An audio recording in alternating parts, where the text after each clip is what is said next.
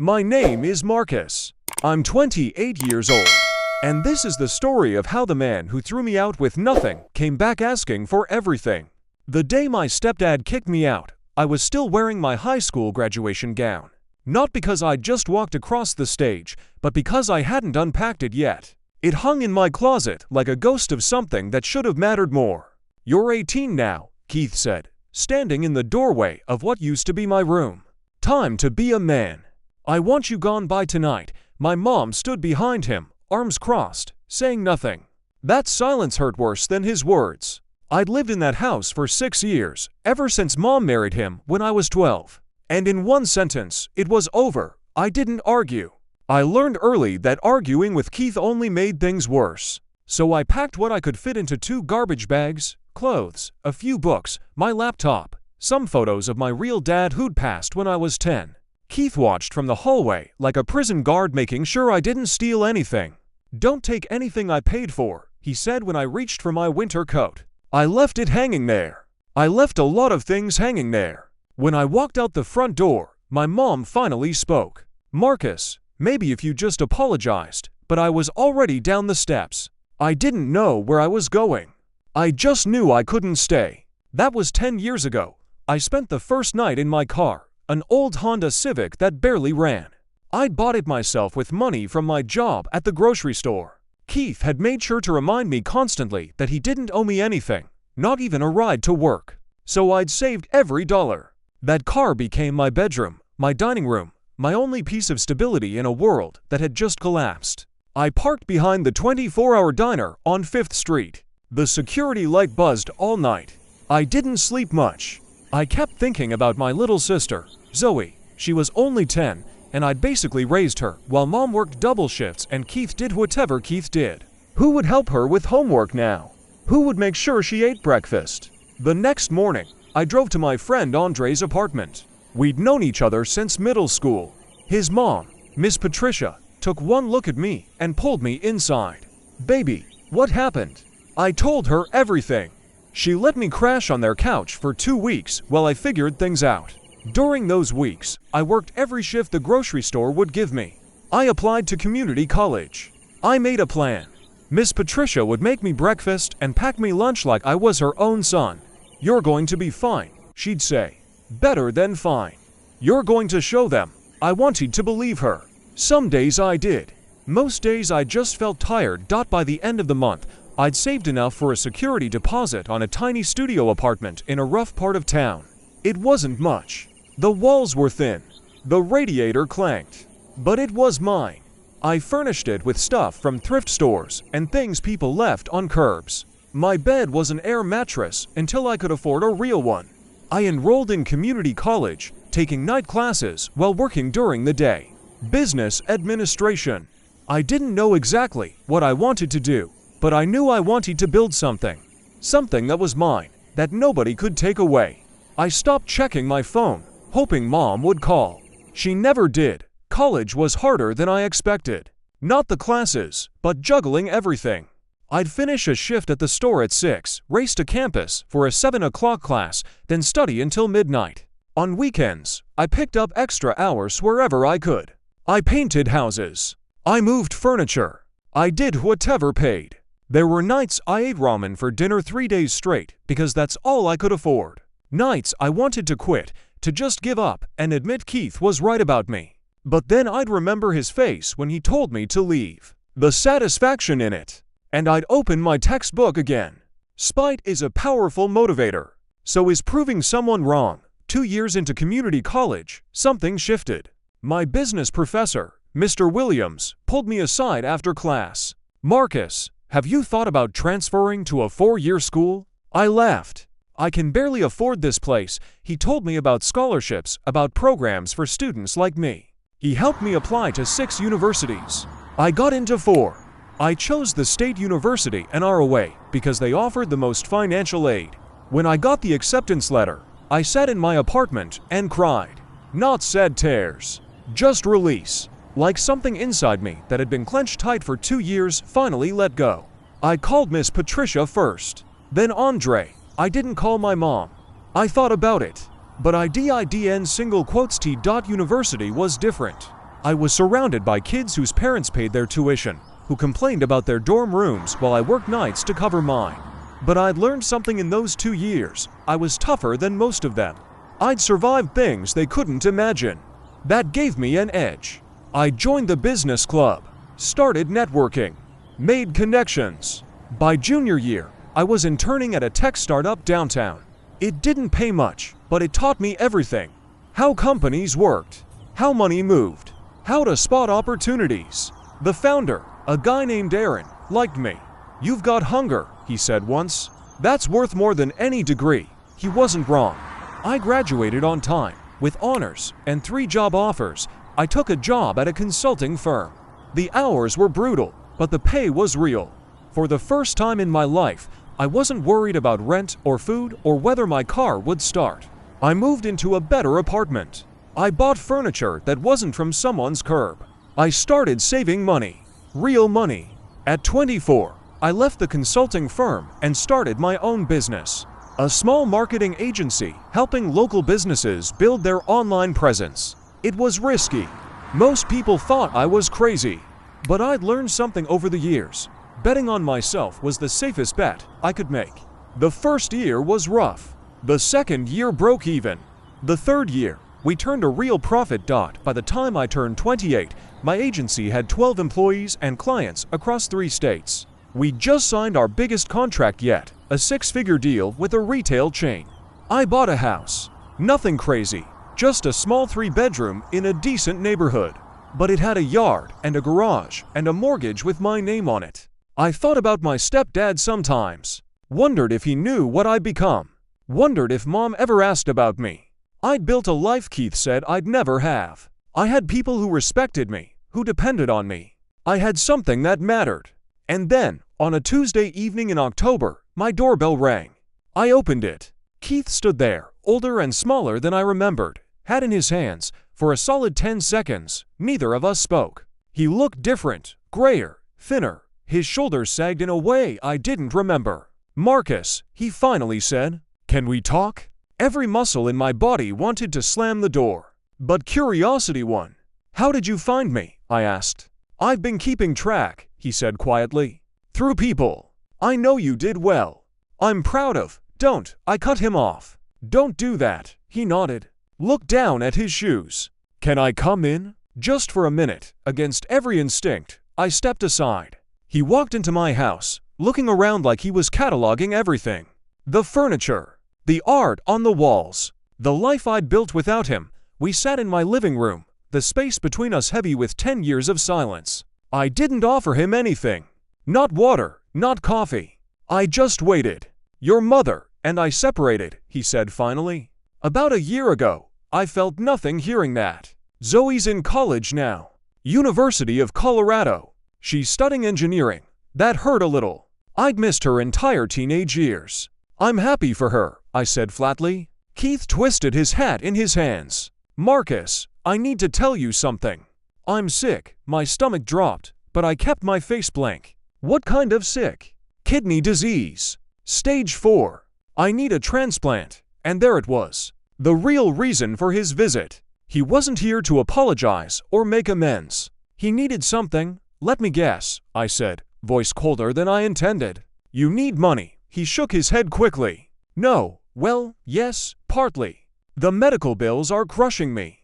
I lost my job last year. Lost the house too. But that's not why I'm here." He took a breath. "I need a kidney, Marcus. They tested your mother. She's not a match. They tested Zoe, also not a match. You're my last option. I need you to get tested." The room went silent except for the clock ticking on my wall. He wanted my kidney. The man who threw me out at 18 wanted a piece of my body to save his life. "You're not serious," I said. "I am. I know I don't deserve it. I know what I did. You know what you did." I stood up. "You kicked me out with nothing. I was 18, Keith. I slept in my car. I worked 3 jobs just to eat. Where were you then?" "I was wrong," he said, standing too. "I was angry and stupid and wrong. Your mother and we were fighting all the time. About money, about you. I took it out on you, and I shouldn't have, so this is my fault." I asked, "No, God, no. I'm not saying that. I'm saying I was the problem. I am the problem. And I'm asking, begging you to be the bigger person, the bigger person. That phrase made me want to throw something. Get out, I said quietly. Marcus, please, get out of my house.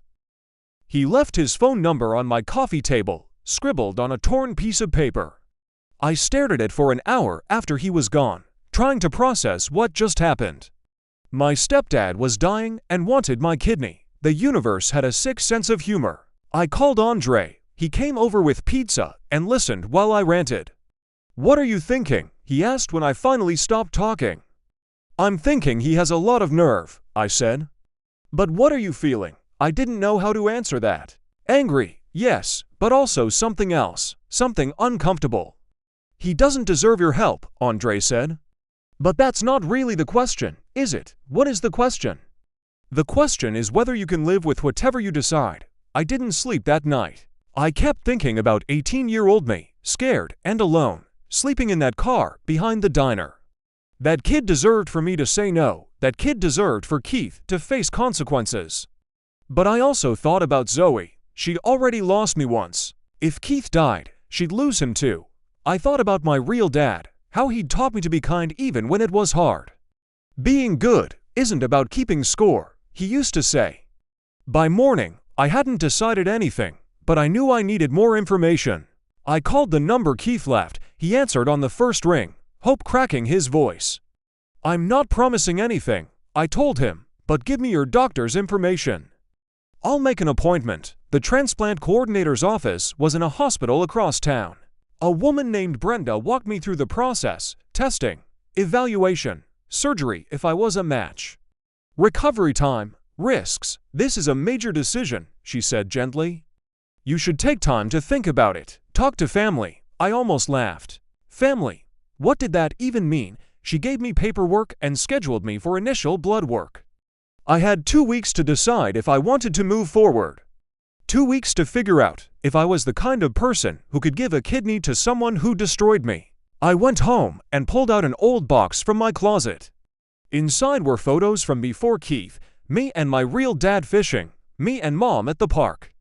Me as a kid who still believed people were good. I decided to visit my mom. We hadn't spoken in 10 years, but I had her address from the divorce filing Keith mentioned. She lived in a small apartment on the east side.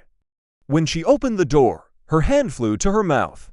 Marcus, she looked older, tired. Can I come in?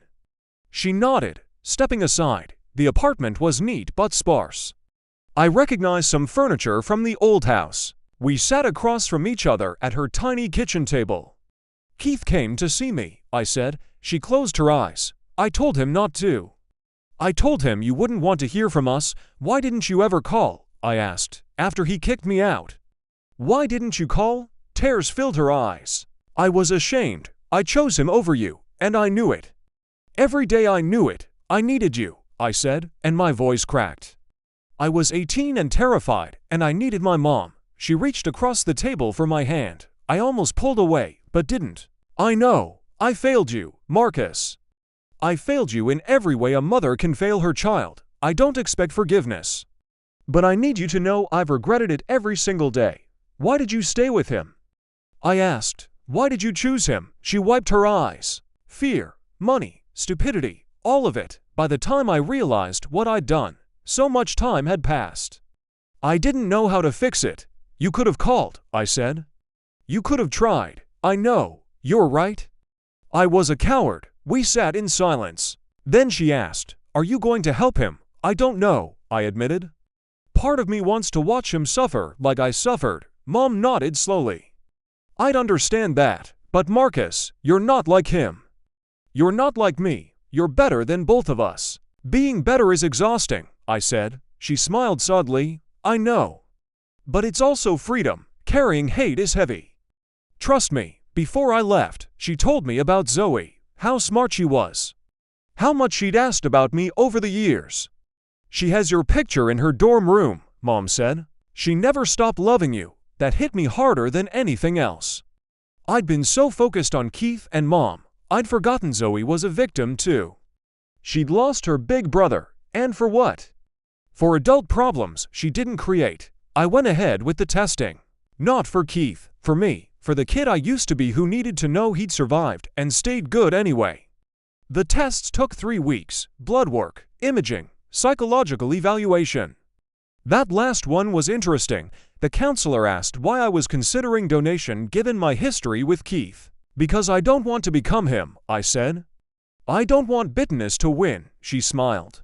That's the best reason I've heard. The results came back positive. I was a compatible match. Brenda called me into her office to explain next steps. Surgery would be scheduled within the month if I agreed. I asked for time to think. She gave me 48 hours. I spent those hours walking around the city, trying to figure out who I wanted to be. I called Keith and told him to meet me at a coffee shop. He arrived early, looking nervous. I didn't make small talk. I'm a match, I said. His face flooded with relief. Marcus, thank you. I don't know how to. I'm not finished, I interrupted. I'll do this, but I have conditions. He nodded quickly. Anything. First, you write Zoe a letter. A real one, telling her what you did to me and why it was wrong. Second, you get therapy. Not because I think it'll fix you, but because she deserves a better father than the one I had. Third, you never contact me again after this surgery. Ever. We're done. He flinched at that last part. Marcusy, those are my terms, I said firmly. Take them or leave them. He took them. The surgery was scheduled for November 15th. 2 weeks away. I told my team at work, arranged coverage, prepared for 6 weeks of recovery. Andre offered to stay with me after the procedure. Miss Patricia insisted on cooking meals I could freeze. I called Zoe. That conversation was harder than any other. She cried the whole time. I missed you so much, she kept saying. I didn't understand why you left. I didn't leave, I told her gently. I was pushed, but that's not your fault. None of this was ever your fault. Are you really giving him your kidney? She asked. I am. Why? Because I want to be free, I said. And holding on to this anger keeps me chained to him. This way, I get to choose who I am. The surgery went smoothly. I woke up sore but stable. Keith was in recovery down the hall. I didn't visit him. True to my word, I had no intention of seeing him again. Zoe came though. She sat by my bed and held my hand like we hadn't lost 10 years. You're my hero, she said. I shook my head. I'm just your brother. Mom came too. We didn't say much. She just sat there while I slept, and somehow that felt like a start. 6 weeks later, I was back at work. Keith sent one letter. It was short. Just thank you for my life. I'll honor your terms. I hope someday you find peace. I threw it away. But I kept the one Zoe sent, the one that said, you showed me what real strength looks like. I love you. A year has passed since the surgery. My scar has faded, but it's still there, a thin line on my side that reminds me of the choice I made. Keith kept his word. I haven't heard from him. Mom and I talk once a month, slowly rebuilding something that might eventually look like a relationship. Zoe visits during school breaks. Last Christmas, she stayed with me for a week. We talked about everything except Keith, and it felt good. My business is thriving. I'm healthy. I'm happy. People ask if I regret giving Keith my kidney. I tell them no. Not because he deserved it, but because I deserved to be free of him. That surgery wasn't about saving his life, it was about choosing mine. And if you're reading this, wondering if you should help someone who hurt you, I can't answer that. But I can tell you this, sometimes the strongest thing you can do is choose who you want to be, regardless of what anyone else deserves. That's the only power they can't take away.